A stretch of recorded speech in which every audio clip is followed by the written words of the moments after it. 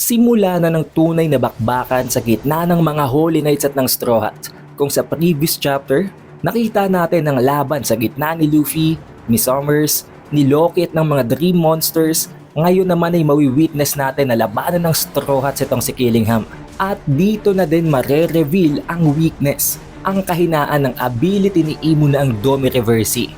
To the point na kung kaya nila itong i-utilize, mapapakinabangan at mapapagsamantalahan nila ang makukuha nilang advantage dito. Dito din natin makikita ang revelation na actually itong si Jinbei at itong si Saint Killingham, ang isa sa mga Holy Knights, magkapareho pala ng race. Makikita din natin dito guys kung paano gagamit ng napakalupit na technology itong si Lilith para bigyan ng mas malakas na source of power si Franky. Ang lahat ng yan at marami pang iba tatalakayin natin dito sa ating full chapter spoiler ng One Piece chapter 1176.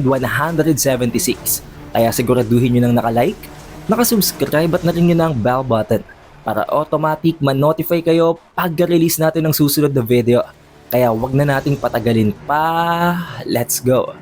Ang title ng chapter na ito ay It's My Pride.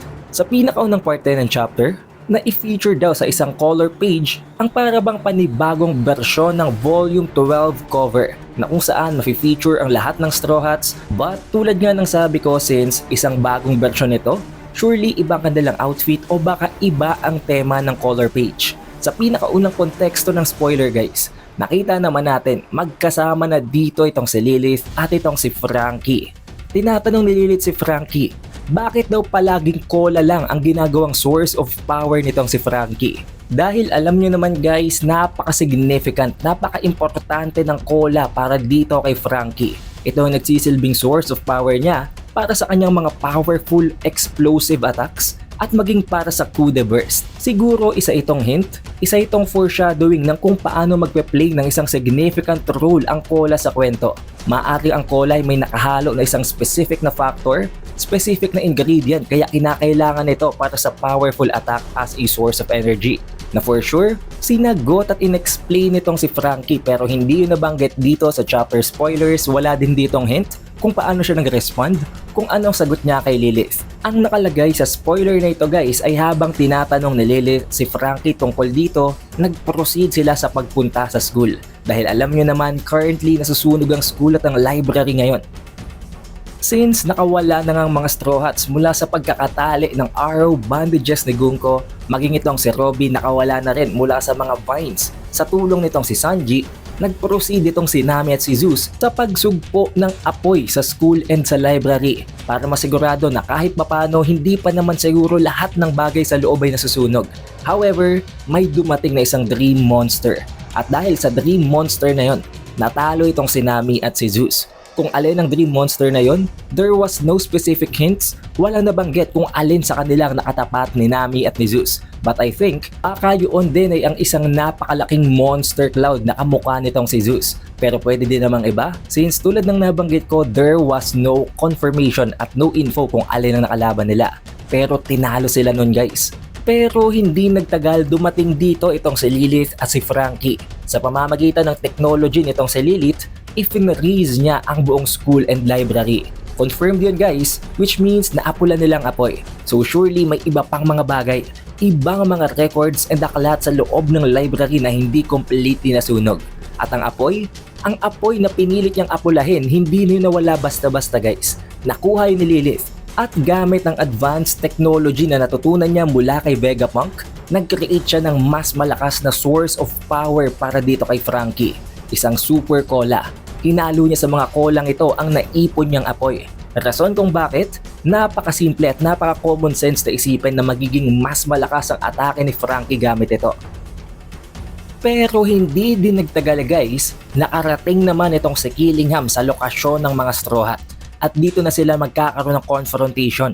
Dito ay binabastos, literal na tinatrash talk ni Killingham itong si Jinbei dahil bilang isang Gyojin, nakakabastos daw sa kanilang race na maging parte ng Straw Hat, na maging isang pirate. Kung nalilito kayo guys, ang ibig sabihin ng Gyojin ay isang fishman.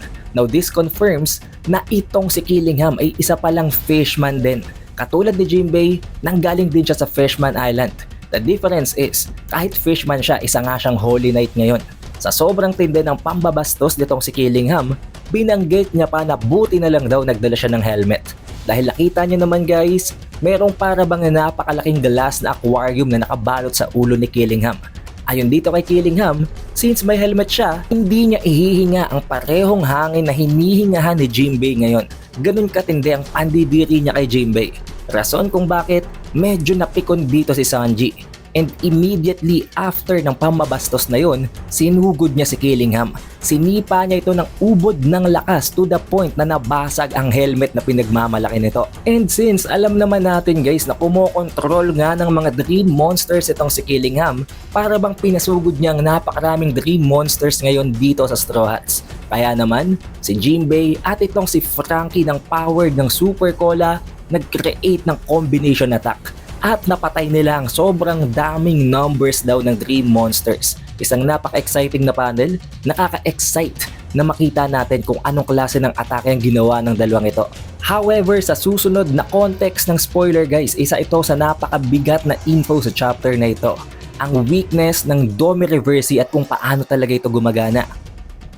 Nabanggit dito guys na at some point, nakita nga natin previously sa nagdaan na chapter na tinamaan ni Dory at ni Brogy ang sarili nila after umiwas ni Zoro sa combination of attacks ng dalawang ito. Ngayon, dahil sa damage na yun guys, para bang nangyari sa kanila ang nangyari noon kay Harald.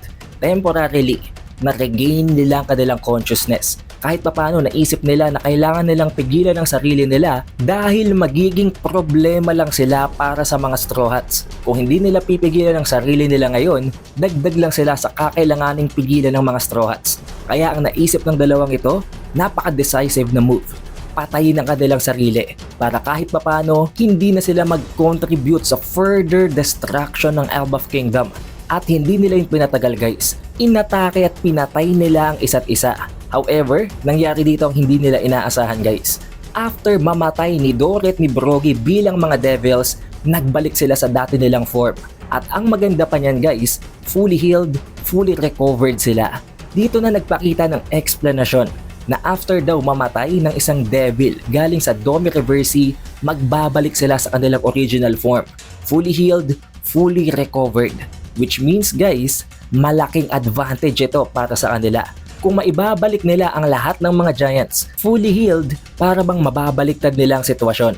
At kung tatandaan nyo guys, kahit noon, sa laban dati ni Rox, nitong si Roger at ni Garp, after talunin nitong si Roger at ni Garp ang Devil Rox, bumalik siya sa kanyang normal form.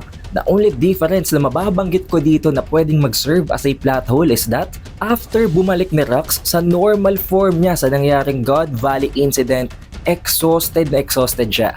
Kaya nga napakadali siyang napatay ni Garling.